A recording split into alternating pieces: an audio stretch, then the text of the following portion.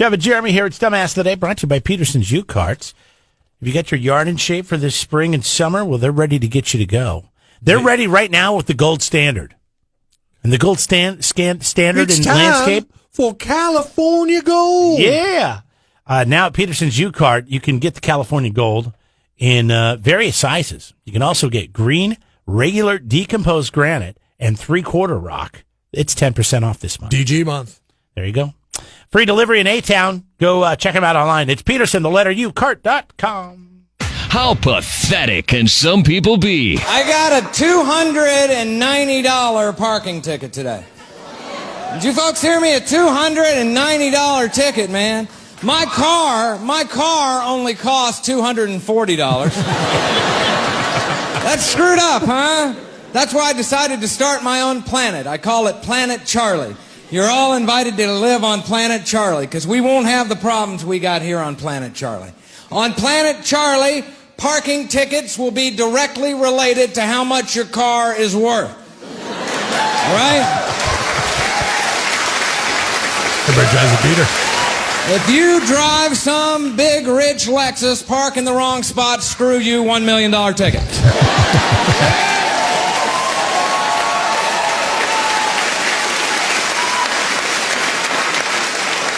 You drive a piece of junk like most of the rest of us, they would leave Pizza Hut coupons. Dumbass of the Day. 93.3 KZOZ. I'm just thinking, Lexus don't cost that much money. So. Well, I think back when that was recorded, it probably did. But I get what he's trying to say. Maybe not for you, Mr. Moneybags over there. Jeez. You look at a yacht, you're like, this isn't that big of a boat. St. Petersburg, Florida, a man got upset with his neighbor for too much noise. His name is John Schweitzer. He is 67 years old. He decided to take the law into his own hands, grab a pair of handcuffs, go over and knock on the door, impersonate himself as a police officer, and handcuff his neighbor, who was over 60 years of age. Scary. Yeah. Very scary. Win-Win says she's the neighbor Schweitzer handcuffed for 15 minutes. Right here. That still hurt. And right here. And here is still black. She's pointing to her handcuff marks. The Pinellas County Sheriff's Office, Monday night, Schweitzer confronted his neighbor about loud music while armed with a gun, displaying a badge, claiming to be an officer. He say, I am the cop. He come home now. Oh. Is that him? Yeah, that's him in the car. As we talked with Nguyen, Trailer Schweitzer park. showed up, escorted by a deputy. Do you have anything to say about what happened? No comment. Were you actually formerly a police officer? Are you going to continue living here? No comment. Police say there were multiple witnesses. The report says Schweitzer later admitted he was not a member of law enforcement, rather a former officer. He packed a bag We'd and love to hear your side left. of the story. Have a nice day. I'm done talking. Security guard. I bet you anything he was a former security guard. Yeah, maybe. Took off in that plane right there. So he was arrested for impersonating a police officer. He bailed out, and because that's the dream of every security guard, right? Is to be a police officer, but they know, like, whatever reason why, like maybe they have priors or they'll never make it. Here's the difference: a police officer would know you can't just guard. grab your gun and your badge and go knock on your neighbor's door because you don't like what they're doing and put them in handcuffs. But I mean, when you move into a trailer park. Not trying to offend anybody in trailer parks, but you got to know that you may have a suspect neighbor. You know what I mean? Well, it depends on where the trailer park is. In St. Petersburg, yes, but in San Luis Obispo, man, trailers sell for what homes do like nice homes do in Georgia. Yeah, maybe that's the case. It's a big difference. But I would imagine that, you're not going to have quite the same neighbor as you would in that gated community. They're called tiny homes, Jeremy. Yeah. They're called tiny homes on the West Coast. Obviously, this poor lady, she shouldn't have been handcuffed and assaulted and held captive. I'm surprised they didn't get him on kidnapping charges. What's the time limit? What's the over-under on how long you can hold somebody in handcuffs before they charge you with kidnapping? Apparently, it's more than 15 minutes. Congratulations, Mr. Schweitzer. You're still going to No, well, you're never going to be a cop now. You probably wouldn't anyway since you're 67. You were Jeff and Jeremy's. No comment, Jeremy. Dumbass of the day. Have you parked in Paso or Slow recently? Downtown? Yeah. Where you have to actually pay. No. But I noticed, I was walking downtown the other day with my wife for lunch, and they put in new... no meters. Yeah, all the meters it's are all gone. digital now. Where the like meters Paso. were, they have a little sign that says pay station, and they point you in an arrow down the street. It is very confusing to me. Now, in Paso, I don't find it is big of a problem because you get 2 hours for free, and nothing I'm doing in Paso is going to cause me to park there for more than 2 hours. Or if I'm going to, I will park on the outskirts and not have to worry about that and walk a block or two, which is what I typically do in Slow. But the other day I had to grab something that was really quick. So I get out and I got my change in my hand and I go to pay the meter and the meter's gone. I'm like, what the hell's going on? It's free. A lot of people are going to think I'm that. looking around, yeah, but I know because I've gotten a parking ticket in Slow recently. I know it's never free because if you're even 5 minutes over, they'll come around and they'll be like, here's your parking ticket. It's going to cost you a nice $46. Is Slow doing the free hour or two? No, they don't do that. They don't do any what of that. I did, and I can't understand, maybe you can help me out or anybody, 805-543-3693 understands how it works. I think I understand how it works, okay? Is you are putting your card in the machine or money in the machine, then you put in your license plate number, and you put your license plate number in, and then they keep it in a database that the parking meter the meter reader can use to see how long that person has to park in that spot? Probably, yeah. Okay. And that makes sense. I think that's how it works. That makes sense, I guess, because it was the strangest thing. I put it in. I was like, God, I got to walk all the way back to the damn car. But it said on the ticket, no need to put this in your dash. They don't do an app like they do in Paso? No. See, Paso's nice. You get 2 hours. Jamie writes in and says you get 2 hours of free parking, and then it's $1 an hour after your 2 hours is up. So you could be there 3 hours and pay $1 for parking, and you can use the app. So you get to Way to Park is the app. You can download it. I have it on my phone, actually. I have to get an app. I don't like putting apps on my phone. And then, then you can just pay that way. And that way, if you're somewhere else and you need to add more time to your meter, your card's already set to the app, so you can just add more. So are they doing it the same way in Paso Robles, where they have a guy that drives around, girl that drives around? I don't know if they are or not. Or walks around and looks at license plate numbers and says, okay, their expiration time is at 2:25, and if they're still here after 2:25, we're going to hit them with a ticket?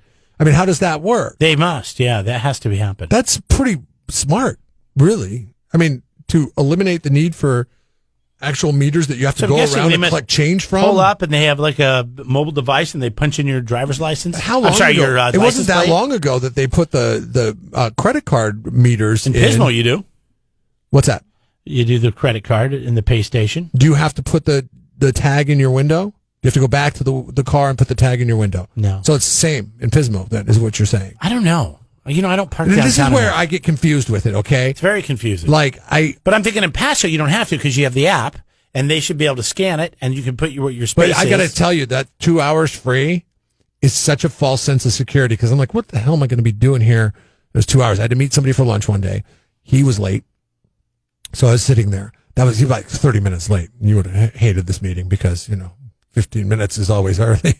Not in this guy's book. That's for damn sure. And then we ended up having a long lunch, and I was over the 2 hour mark. And I remember stressing about it because I never paid anything when I went, but I didn't enter in my license plate number either. So if you don't enter in your license plate number, couldn't you use the excuse that, I was going to pay I was on my way to the machine to pay my. The problem is it's different in every town. Parking lot Patty writes in, and she says that in Pismo you have to take the receipt and you have to put it on your dash.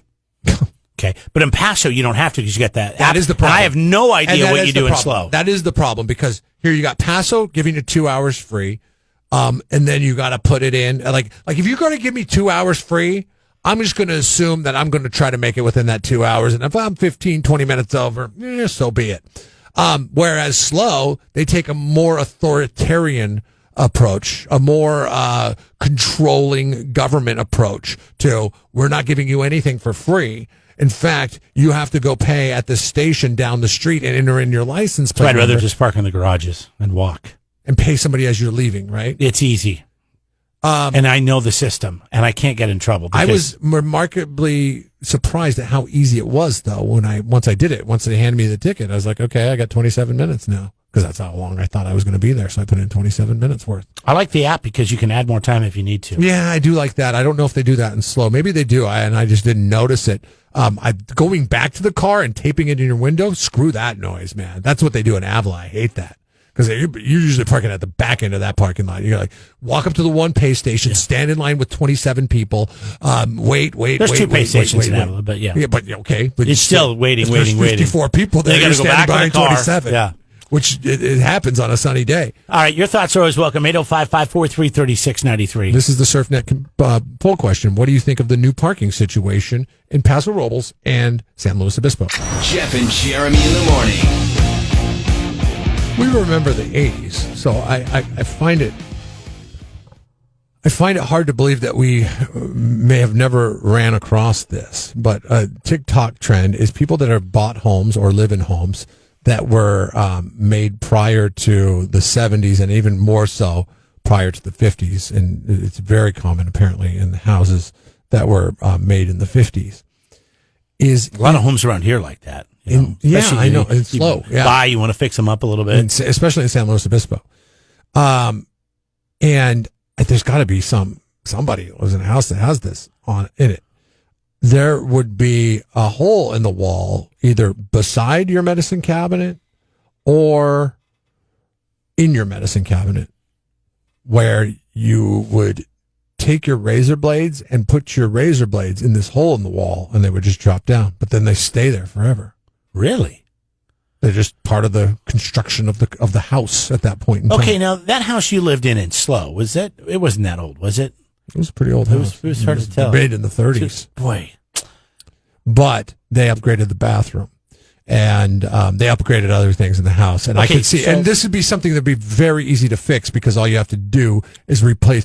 Usually there's a tile insert, and in the tile, you buy a specific razor blade tile with the hole in it, and it would drop down into this collection area where the razor blades sit for eons until the house is torn down. My great grandma Mabel lived in a house that she had built in 1935. And I remember going in the bathroom. It had almost like it wasn't a pedestal sink, but it was just a sink attached to the wall. Had a medicine cabinet above it, two sconces on the left and right of it. Had tile. It was pink. God, the colors. I know, huh? Pink and white. But my friends have bought a pink bathroom house. I don't remember anything like where you could discard anything. But man, I wish I could go back and check that now. This is a real common thing, huh? Yeah, because a lot of people start. Like one person said, "Oh my God, I just found the craziest thing in my medicine cabinet, and it was a hole that said."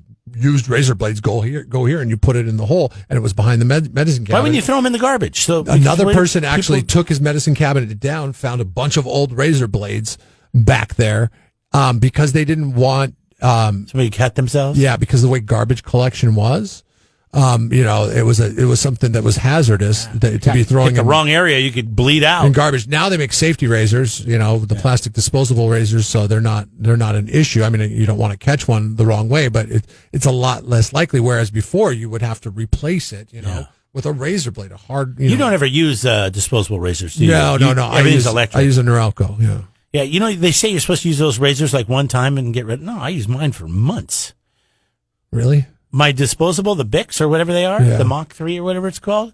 Yeah, I'll use that for. I don't shave every day. They tell you to not reuse it. I used them before I got into the electric razor craze. I did use them, and I would reuse them. Yeah, because that was just that's a hoax. Yeah. Oh, come on, like it's not sharp after you use it once. Please, it's I don't even use shaving sharp. cream. I just get out of the shower and I just shave under my chin, below my beard line on my neckline, and it seems to be fine. But if you have this in your house, and I guess we're mainly talking to people who live in Santa Maria and Slow, because I think that's where the oldest construction is.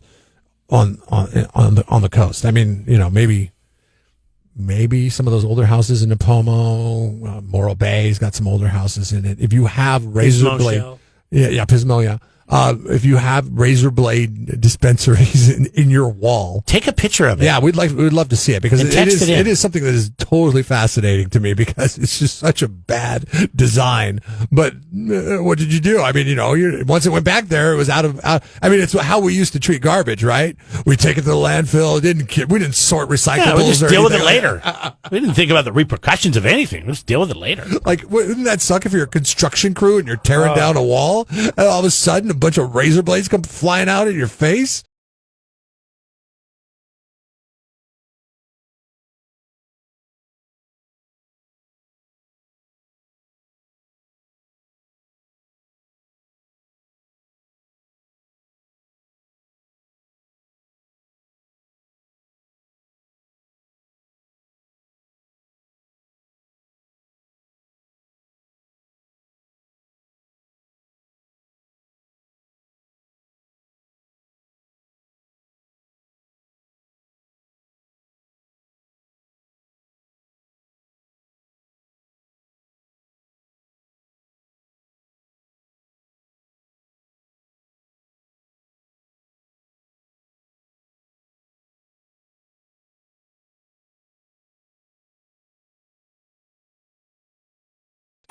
Subscribe to the Jeff and Jeremy podcast now on Apple Podcasts, Spotify, Google, and YouTube. It's your Central Coast commute-friendly podcast.